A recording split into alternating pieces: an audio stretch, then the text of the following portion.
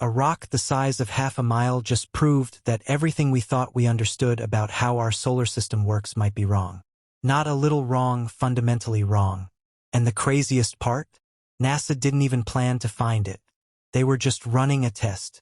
Let me take you through one of the most jaw-dropping chains of discoveries in recent space exploration history.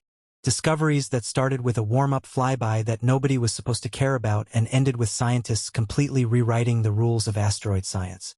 This is the story of NASA's Lucy spacecraft and what it found out there in the dark. First, let me tell you what Lucy actually is, because this mission is unlike anything NASA has ever attempted. Lucy launched on October 16, 2021 from Cape Canaveral. The name comes from a famous fossil, a 3.2-million-year-old skeleton of an ancient human ancestor discovered in Ethiopia in 1974. That fossil was called Lucy, and just like that fossil gave scientists an unexpected window into human origins, this spacecraft is designed to give scientists an unexpected window into the origins of our solar system. The logic is brilliant when you think about it. Asteroids are like time capsules. They haven't really changed in billions of years. They preserve the chemistry, the structure, the physical conditions of the earliest days of our solar system back when planets were still being assembled from dust and rock. So, studying them is almost like reading a history book. Not a history of a country or a civilization, but a history of everything. Now, here is what makes the Lucy mission truly extraordinary. It is planned to visit 11 asteroids over a 12-year journey covering about 4 billion miles. No spacecraft in history has ever attempted to visit this many asteroids in a single mission. And the main targets are something called Jupiter Trojans, a population of asteroids that orbit the Sun in two massive swarms, one leading Jupiter and one trailing it, locked in gravitational harmony with the giant planet. These objects have never been visited by any spacecraft ever. Scientists think they are ancient remnants from the very formation of the outer solar system, primitive, unchanged, and full of secrets. Lucy is heading there, but on the way it had a couple of stops to make, and those stops turned into something nobody expected. The first stop was an asteroid named Dinkinish, and here is where the story gets wild. Dinkinish was added to the mission very late. The asteroid was not originally on the itinerary at all. Scientists spotted it as a potential target because Lucy would be passing close enough to get a look, and they decided to use it as a test run, a way to rehearse the systems that Lucy would need when it finally reached the big targets. Dinkinish was chosen precisely because it seemed boring, small, unremarkable, a half-mile wide rock in the main asteroid belt between Mars and Jupiter, the kind of thing you use to calibrate your equipment before the real show begins. Nobody expected Dinkinish to matter. On November 1, 2023, Lucy flew past Dinkinish at a distance of about 270 miles, close enough to take detailed images. The spacecraft was moving fast, so the encounter lasted only minutes. The science team back on Earth waited for the data to arrive, expecting routine confirmation photos. What they got instead was one of the most surprising images in the history of planetary science. Dinkinish was not alone. There, orbiting the tiny asteroid, was a moon, a satellite, a little companion rock that nobody had detected from Earth-based observations. Scientists immediately named it Salam, an Amharic word meaning peace, chosen because Dinkinish itself means the marvelous one in Amharic. And both names connect back to the original Lucy fossil story. Finding a moon around a small asteroid was already surprising. Binary asteroid systems do exist, but they are not common, and finding one during what was supposed to be a routine test flyby was genuinely remarkable. But then more data came in, and the science team looked more carefully at Salam, and they realized they had not found a moon. They had found something that had never been discovered before in the entire history of space exploration. Salam was not a single object. It was two objects, two separate rocky bodies gently pressed together and fused into one orbiting Dinkinish as a single unit. Scientists call this a contact binary, when two objects collide very slowly without enough force to shatter each other and instead just stick together like two blobs of dough being pressed into one. What Lucy had discovered was the first ever confirmed contact binary satellite of an asteroid. A moon made of two moons fused together orbiting a rock that nobody thought was interesting. This had never been seen before, not once in all of human space exploration. Think about that. We have sent spacecraft past hundreds of objects in our solar system. We have visited the Moon, Mars, Jupiter, Saturn, Uranus, Neptune, comets, and dozens of asteroids. And in all of that exploration, nobody had ever caught a contact binary orbiting another asteroid. Lucy found one on its very first flyby during a test run. But it gets more complicated. When scientists analyzed the full dataset from the Dinkinish flyby, they found that the story of how Salam formed was stranger than anyone had guessed. Looking at Dinkinish itself, they spotted two distinct geological features. There was a long trough, essentially a scar, running along one side of the asteroid, and there was a ridge running along its equator like a belt of rock that had piled up around the middle. These two features told a violent story.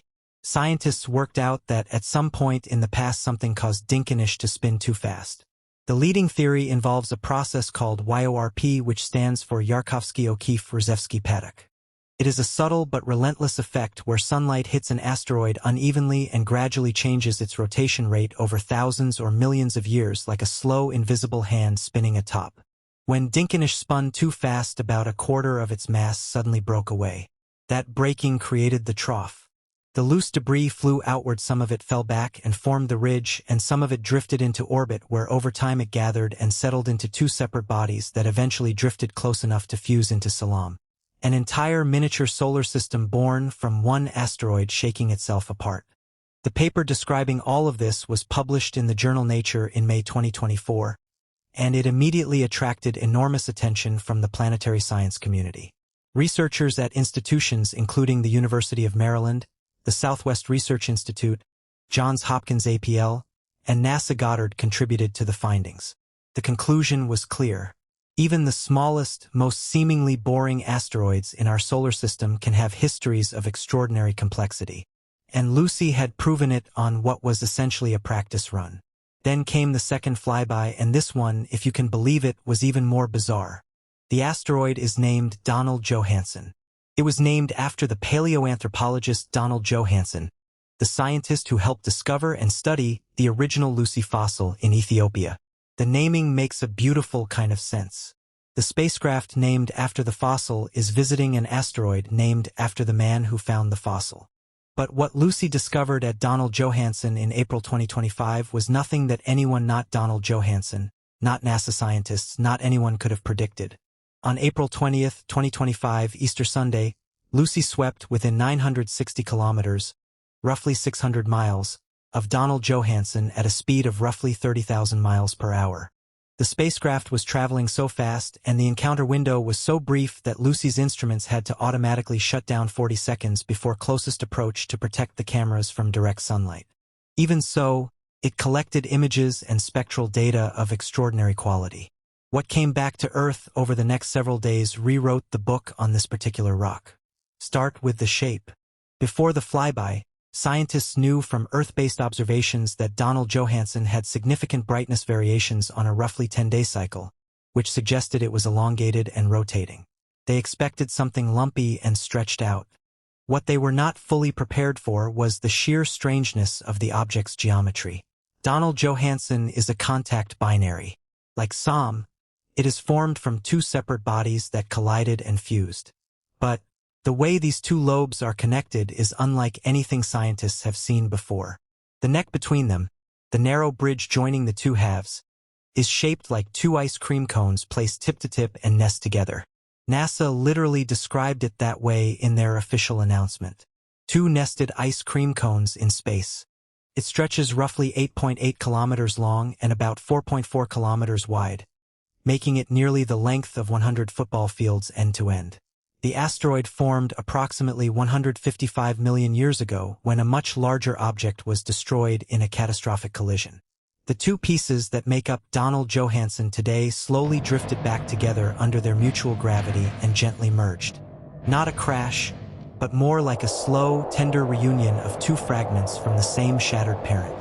Scientists from Southwest Research Institute described the geology as strikingly complicated, filled with craters of different ages and surface textures that record a long history of smaller impacts and changes.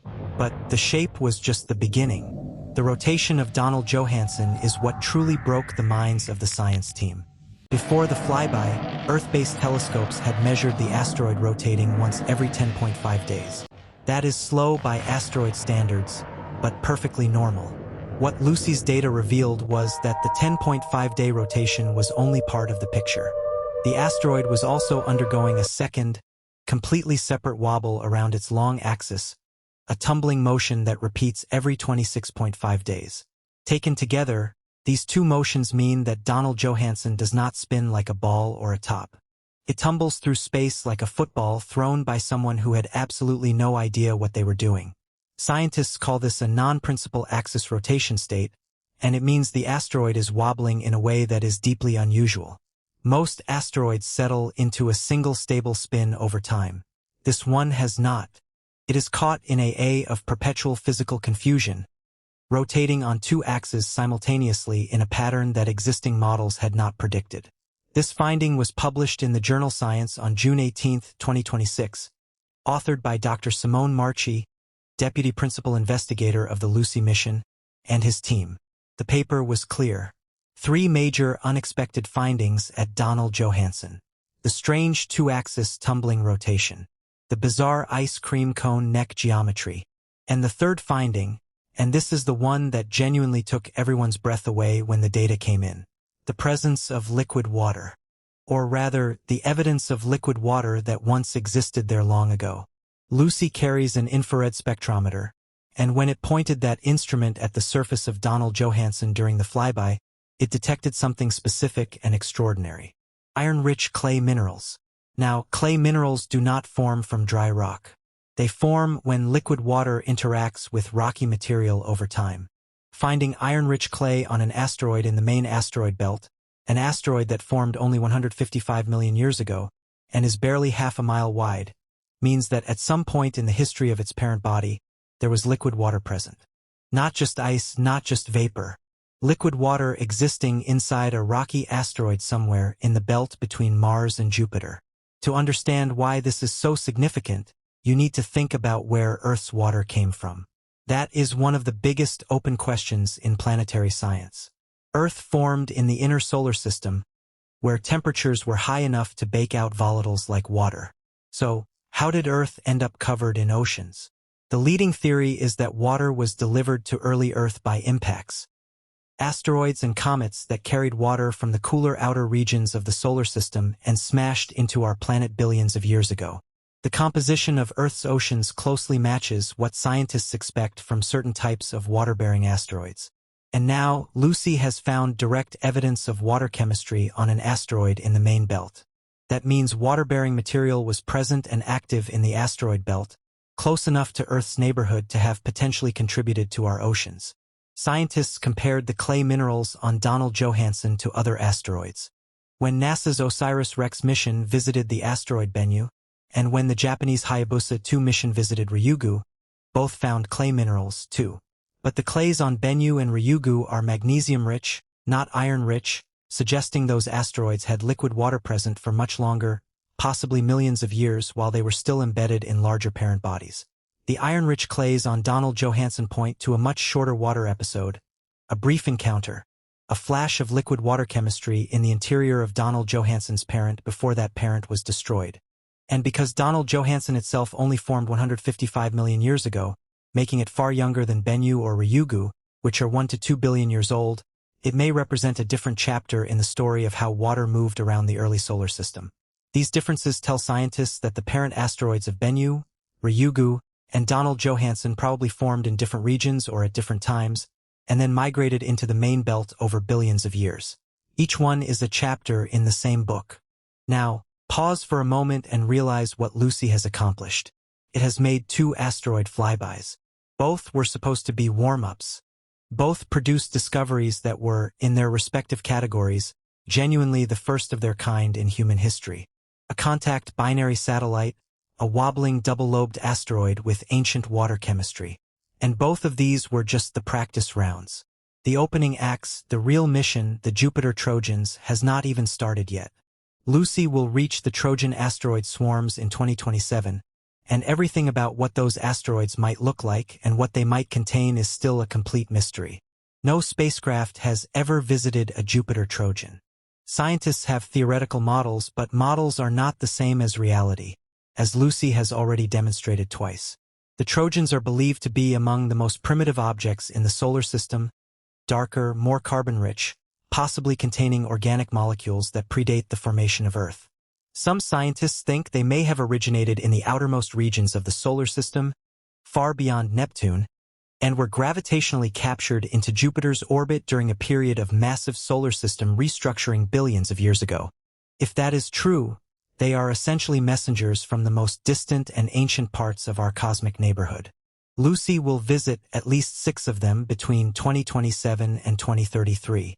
They include objects in the Euripides family, a collisional cluster of asteroids thought to share a common shattered parent, as well as Patroclus and Menoetius, a rare near-equal mass binary pair, 2 similarly sized rocks orbiting each other.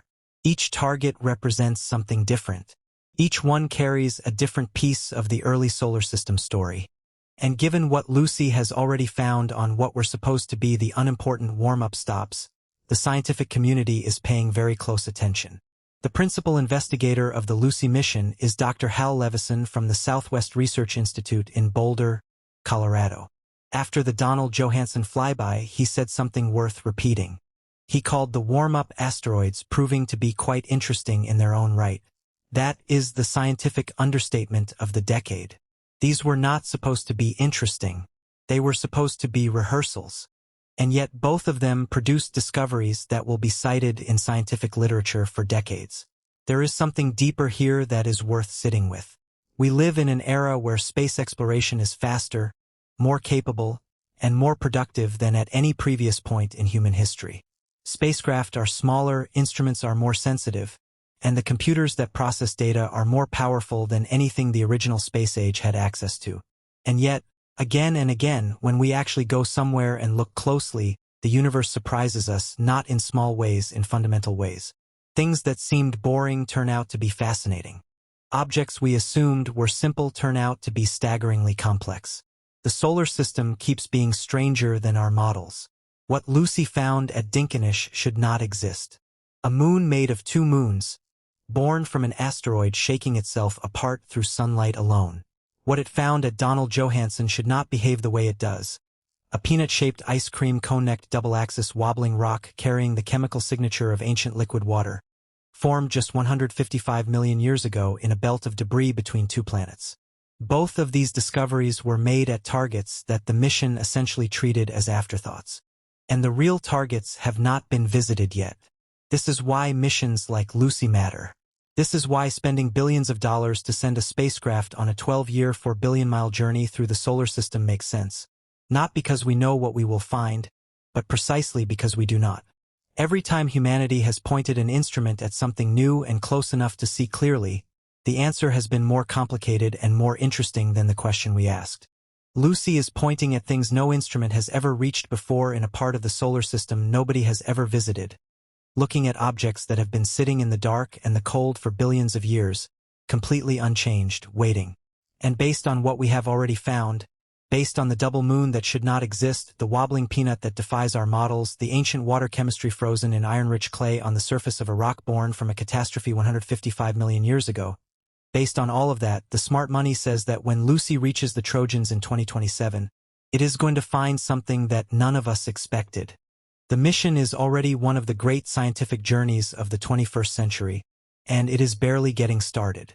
Lucy is out there right now, moving through the main asteroid belt at more than 30,000 miles per hour, heading toward Jupiter's gravitational neighborhood, carrying instruments tuned and calibrated from everything it has already learned.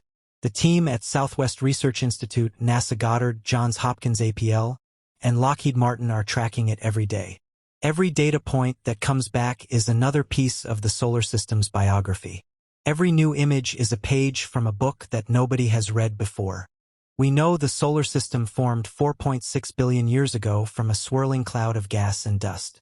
We know it went through the periods of violent chaos, giant planet migrations, catastrophic collisions, and gradual settling into the relatively stable arrangement we see today. But we do not fully know the details. We do not know exactly where different materials formed, how water moved through the system, how the building blocks of Earth and the other rocky planets were assembled. Lucy is out there looking for those answers in the oldest surviving evidence. The asteroids that watched it all happen from a front row seat and have been holding their secrets ever since. A half-mile-wide rock in the middle of the asteroid belt just told us that liquid water existed inside it. That should not happen. It is too small. It is too young. It is in the wrong part of the solar system. And yet, the chemistry is right there, locked in iron-rich clay on its surface, undeniable and waiting to be understood. That is the kind of discovery that changes textbooks. That is the kind of discovery that makes scientists question their assumptions and rebuild their models from scratch. And that is exactly what great science looks like.